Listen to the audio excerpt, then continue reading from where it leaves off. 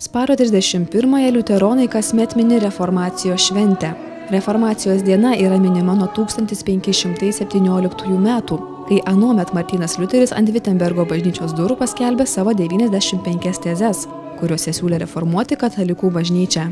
Pasak Lietuvos evangelikų liuteronų bažnyčios vyskupo Mindaugo Sabučio, tai šventė visiems liuteronams bei galimybė drauge pabūti ir pabendrauti. Tai sena tradicija mūsų bažnyčiai švęsti reformacijos šventę ir mum jinai ypatinga dėl keleto priežasčių. Pirmiausia, tai yra tikėjimo mūsų ir atnaujinimas, prisiminimas, kad reformacija nebuvo istorinis įvykis tik tai. Reformacija yra nuolatinis įvykis, nes visuomet, kai gręžiamės į Dievą, atgaila ir yra reformacija. Nes yra grįžimas pas Kristų. Ir antra, mūsų bažnyčiai, kurie esame maža bažnyčia, diasporos bažnyčia, yra be galo svarbus dalykas, kad mes galim kunigai, parapijiečiai, tie, kurie nori, aišku, susitikti. Irgi, kad bent trumpai, bet tai yra malda ir bendrystė, tą patirti bendrystę, nes gyvename kai kurie ir atstumai tarp mūsų yra gana dideli geografiniai ir panašiai. Taigi mes vėl pasijaučiame, kad atnaujiname tą mintį, kad esame bažnyčia, kad esame viena. Visos Lietuvos liuteronų bažnyčios šventė šiemet vyko Žemaičių Naumiesčio parapijoje, kurioje tą dieną buvo pažymėtas ir prieš 100 metų kantoriaus Frydricho Mėgniaus leisto liuteroniško laikraščio Svečias 100 metų sukaktis. Po Rusijos caro spaudos draudimo nuo 1911 metų Žemaičių Naumiestyje buvo leidžiamas kas savaitinis laikraštis Svečias. Jame lietuviai skaitė naujienas ir Dievo žodį jau gimtąja kalba.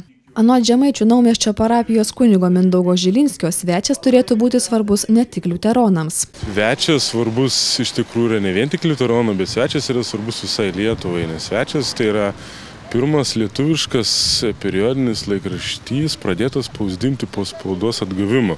Tai kitaip tariant, visi žmonės, kurie gyveno šiuose kraštuose arba šiame krašte, galėjo skaityti savo motinos kalbą, reiškia žinias, Dievo žodį ir sužinoti, kas vyksta aplinkui. Tai aš manau, tai buvo didžiulis impulsas tolimesnį lietuvių kalbos, sakykime, lietuvių kalbos vystymuisi, tolimesniam lietuvių kalbos vystymuisi, tai ką turim šiandieną. Paminėti reformacijos dienos į Žemaičių Naumiesčio bažnyčią susirinko parapijiečiai ir svečiai iš Klaipėdos, Šilutės, Vilniaus bei aplinkinių miestelių.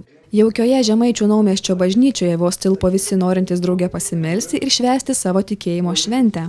Pamaldas vedė net 16 evangelikų liuteronų kunigų, vienas jų iš Baltarusijos Lydos parapijos. Pamaldų metu šventiškai giedojo choras, simboliškai nukeldamas 100 mečių atgal, kuomet kantorius Frydrichas Mėgnius aktyviai vadovavo muzikiniam parapijos kolektyvui.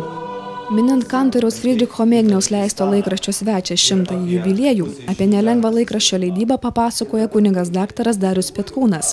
Apie Svečio reikšmę Lietuvos žmonėms kalbėjo Klaipėdos universiteto docentė Janina Janavičienė, o Mažosios Lietuvos enciklopedijos bendradarbis Algirdas Žemaitaitis didžiavosi, jog jis yra gyvai matęs patį Frydrichą Mėgnių. Visi kalbėjusieji apie laikraštį Svečias ir jo istoriją apgailestavo, kad nyksta klebonija, kurioje šis laikraštis buvo leidžiamas. Kunigo Mindaugo Žilinskio nuomonė, Žemaičių Naumiesčio klebonija turėtų būti svarbi visai Lietuvai, o būtinybė ją išsaugoti neabejotina. Tikime ir galvojame, kad šitas pastatas, kuriame laikraštis buvo pradėtas leisti, yra svarbus ne vien tik tai liuteronų, sakykime, sąlyginai neskaitlingai parapijai, bet taip pat turi būti svarbus ir visai Lietuvai. Ir tai galbūt šitas renginys, šitas paminėjimas toks turėtų būti kaip impulsas šito pastato, šito laikraščio galbūt įamžinimo arba, sakykime, minimo lentos užkalimo arba galbūt kažkokio tai ekspozicijos paruošimo, kaip ir pradžia. Parapiečiai vylėsi sulaukti paramos iš valdžios.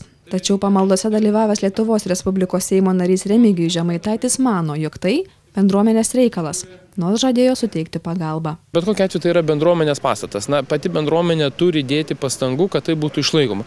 Tik klausimas, ar šiandien yra bendruomenė pajėgi tą tokį pastatą išlaikyti, turime renovuoti ar sutvarkyti. Tai čia reikėtų diskutuoti. Dabar tvirtinant biudžetą mes planuojame, kad būtų papildomai skiriama 20 milijonų būtent aplamai visom bažnyčiom atrestauruoti ir renovuoti, kurios yra būtinos. Seimo narys ragino evangelikų liuteronų bendruomenę aktyviau dalyvauti ES projektuose. Esą galimybių tikrai daug. Po šventinių reformacijos pamaldų Žemaičių Naumiesčio bažnyčioje dainavo operos solistas Liudas Mikalauskas, kuris parinko šiltą ir jaukų lietuviškų dainų repertuarą. Po pamaldų buvo lankomas Frydricho Mėgniaus kapas, o vėliau visi buvo pakviesti drauge pabendrauti.